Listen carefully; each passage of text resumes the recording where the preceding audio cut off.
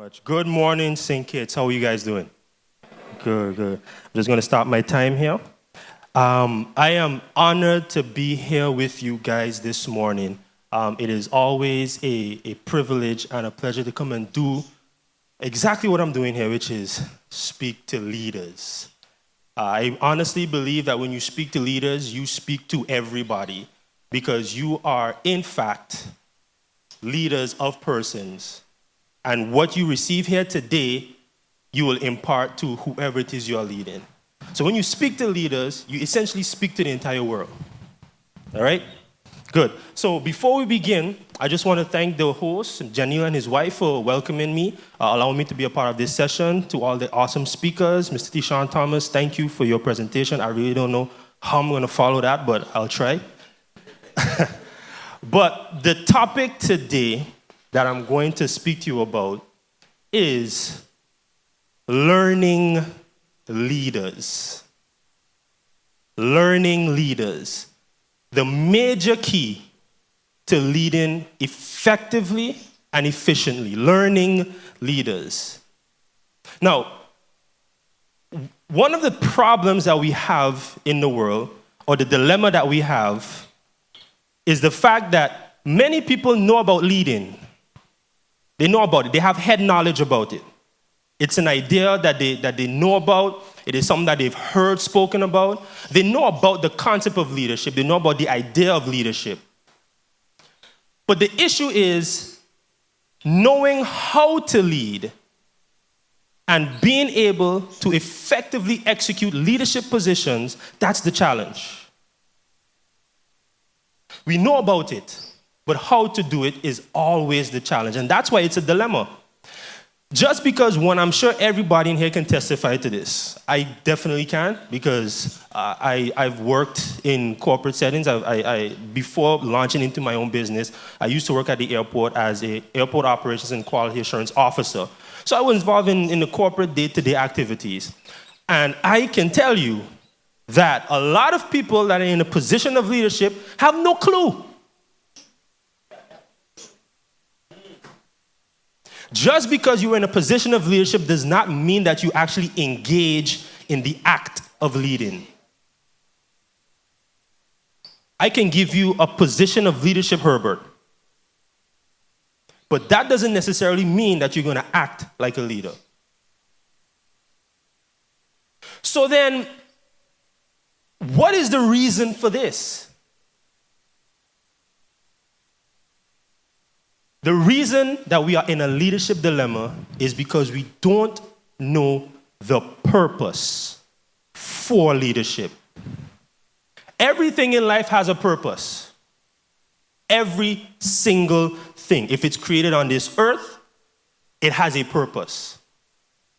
Now, if leadership has a purpose, it behooves us to understand and figure out what that purpose is. Because when you don't know the purpose of something, you are going to abuse it. Abuse is simply a conjoined word for abnormal use. So if you don't know the purpose for leadership, you're going to abnormally use leadership. If you don't know the purpose for a marriage, you're going to abnormally use a marriage. If you don't know the purpose for children, I can go on and on and on and on. So if you don't know the purpose for a husband or a wife, leave it alone. And likewise, if you don't know the purpose for leadership, don't aspire for it.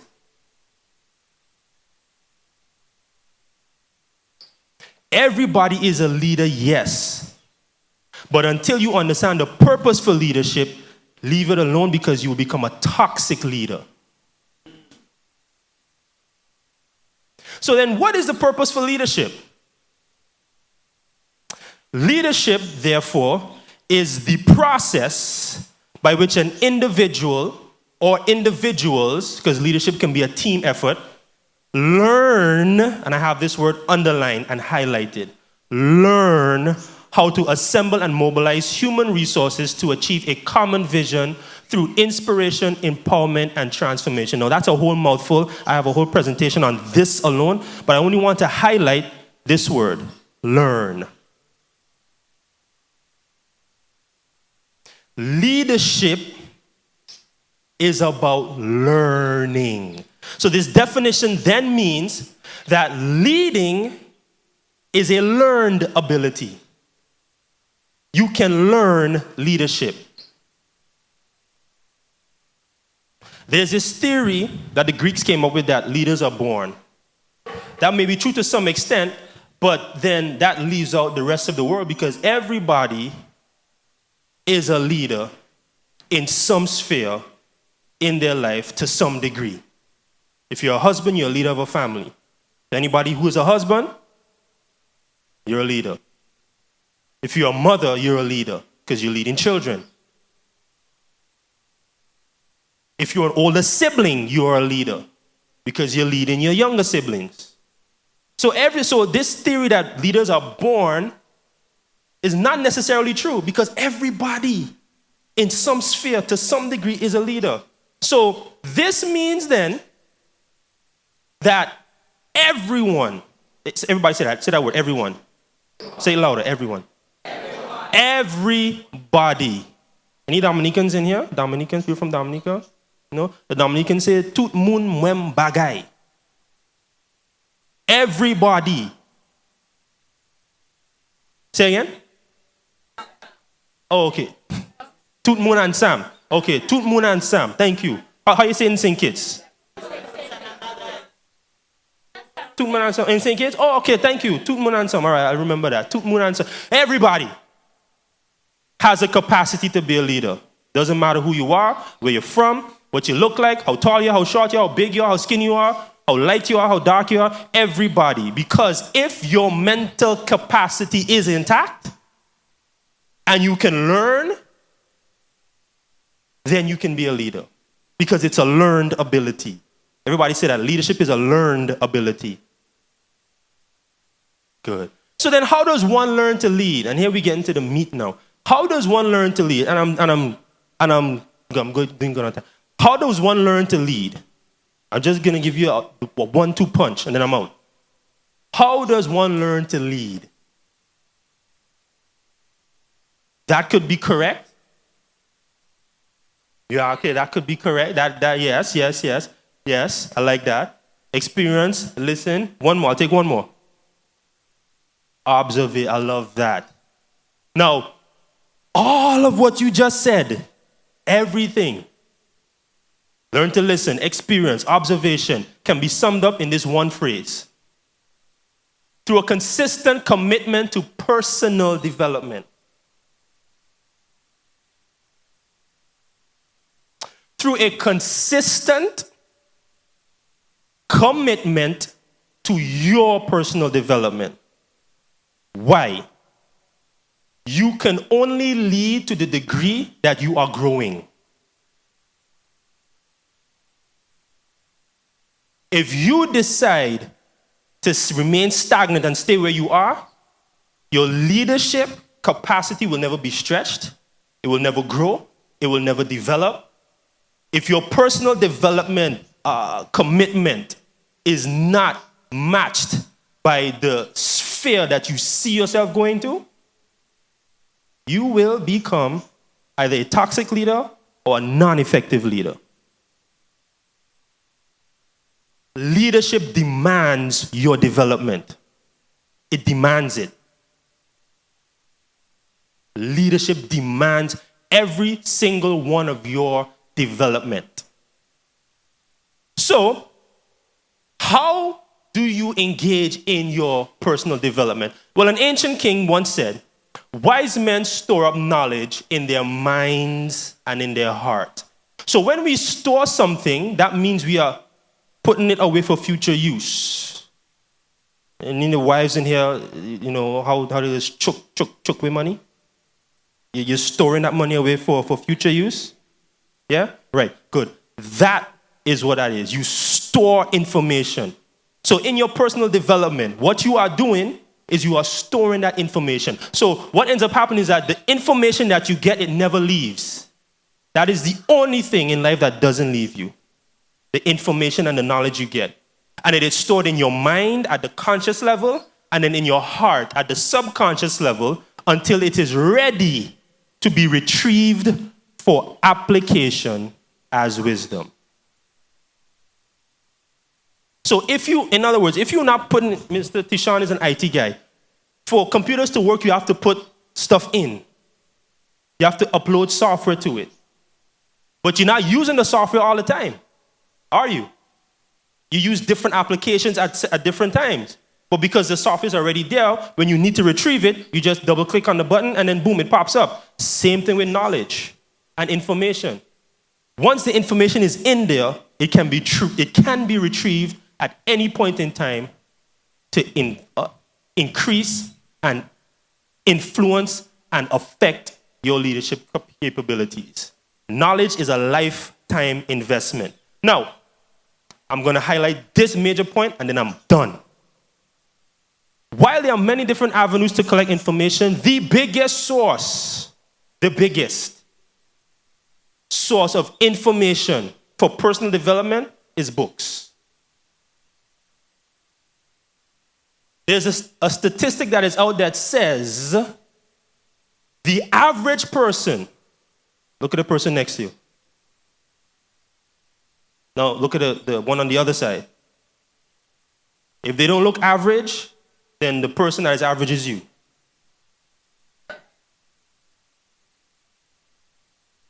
The average person reads a total of 4 books a year. So you wonder why we are in a leadership dilemma? You wonder why we are in a leadership dilemma? The average person reads 4 books a year. But the thing is, inside of books is where you will get all the information and the wisdom that you... Mr. Tishan Thomas, a book changed his trajectory. HTML for Dummies changed his entire trajectory and made him into the leader he is today. A book, a single book.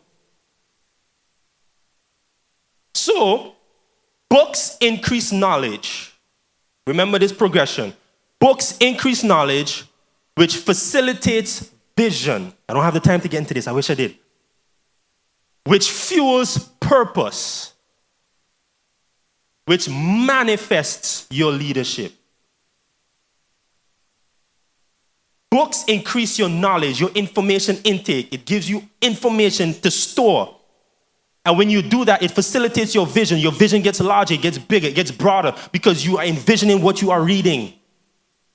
And then that vision births purpose. It fuels it. It gives you the drive to get up and go get done what you know God has called you to get done. And when you begin to do that, that's when what's the word I'm looking for? It escapes me at the moment. You emerge as a leader. So the statement that says readers are leaders is true. The person who reads constantly and expands his or her mental capacity is usually the person who becomes that visionary leader. Reading develops that. Don't be the average person that reads 4 books a year. So if you read 6 books a year, you're already above average. If you read 4.5 books, I wouldn't encourage that, but if you read 4.5, you're already above average. Do you want to be average leaders or exceptional leaders? Now, benefits of reading. Improved imagination and creativity. Yes. The difference between books and television is that books don't give you a picture like television does. TV already shows you what is. But when you read a book and you see the words, it allows your imagination to come alive. It allows your creativity to expand. It allows your eyes to see further than what you can see. That's the difference. That is why books are important. When your mind reads something, or when you read something, it gives your mind the permission to create it.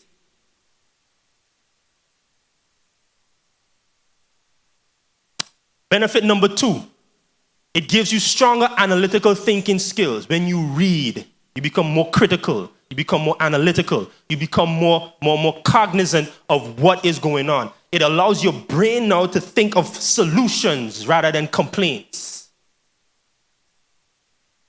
Because that is what leaders do.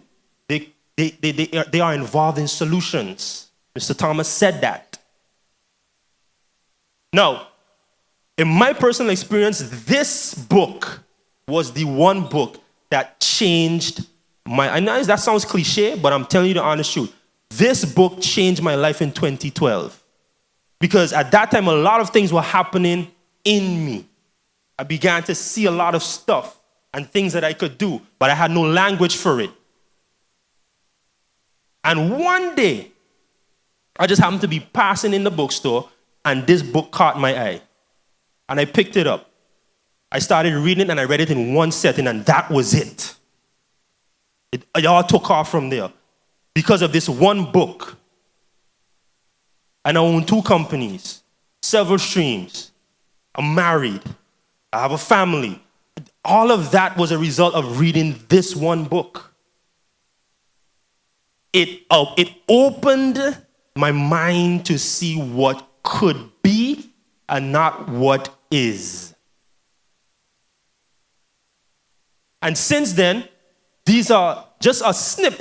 My wife, when we got married, one of our first arguments, literally, was where am I going to put all my books? Literally, the very first argument we moved in. What are you doing with all these books? Where are we going to put them? I don't know, but you can't do nothing with them. I need them. Why? Because I love to store information for moments like this. Reading. Now, there are other ways you can collect information. I just want to highlight the reading part because it's so important, but you can go to seminars like this. Congrats to Janelle for putting on a session like this to provide the information so you all can develop in your leadership capability. Yes, that's right. Seminars. I call this the University of YouTube because you can learn anything on YouTube. And courses, e-courses, whether it's in person or you go to travel. The idea is storing information, to get as much information as you can so at the right moment, it can come out. At the right moment. So with that being said, all of this is what this company does, Darren Wilson Global, and I'm going to end right here. Because we are a personal and professional development company, because I know how important it is for leaders to develop personally.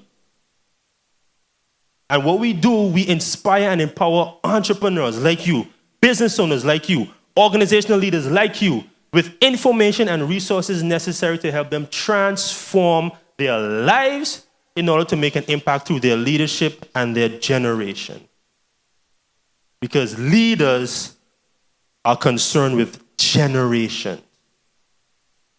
If you're thinking for the now, you're not a leader. If you're thinking as far as your nose can see, you're not a leader. Leaders are concerned about what happens after them. My book, Designed for Purpose, I have 6 books. My book, Designed for Purpose, I wrote in dedication to my son, who wasn't born yet at the time I released it. Because I want him to know that your daddy left a legacy for you to follow. So even when I'm gone, my words in that book will guide you to purpose. And with that being said, I want to thank you all for your time. I appreciate every one of you that were listening today. Please take as much information as you can from this and go and be great in your leadership ability. Thank you very much.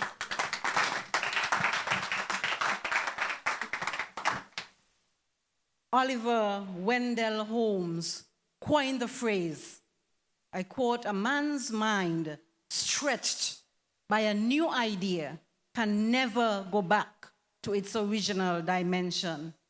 Mr. Wilson, our minds have been stretched to a new idea.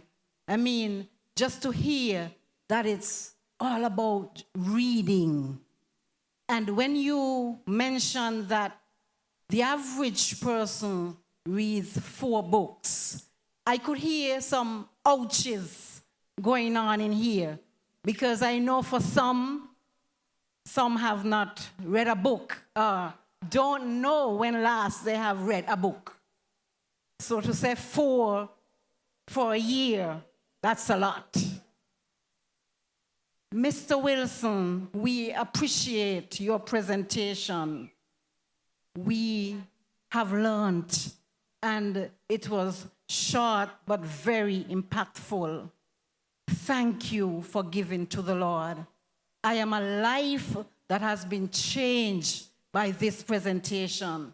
Thank you, Mr. Wilson. May God bless you. Thank you so much.